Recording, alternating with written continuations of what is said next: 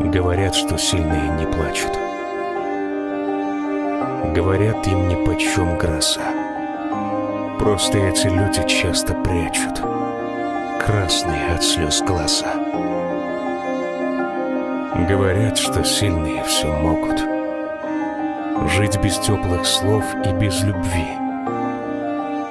Просто эти люди с болью стонут там, где нет ушей и болтовни.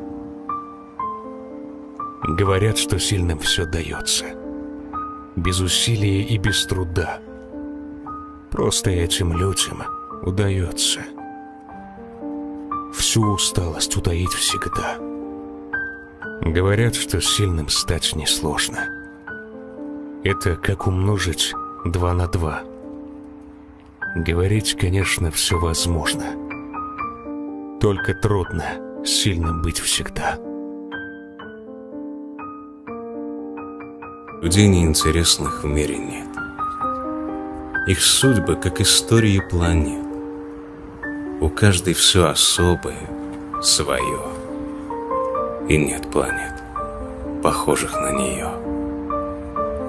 А если кто-то незаметно жил и с этой незаметностью дружил, он интересен был среди людей самой неинтересностью своей.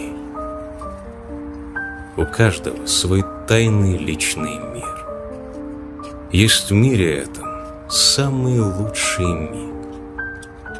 Есть в мире этом самый страшный час. Но это все неведомо для нас. И если умирает человек, с ним умирает первый его снег, и первый поцелуй, и первый бой. Все это забирает он с собой. Да, остаются книги и мосты, машины и художников холсты. Да, многому остаться суждено. Но что-то ведь уходит все равно. Таков закон безжалостной игры. Не люди умирают, а миры. Людей мы помним, грешных и земных. А что мы знали в сущности о них? Что знаем мы про братьев, про друзей? Что знаем о единственной своей? И про отца родного своего?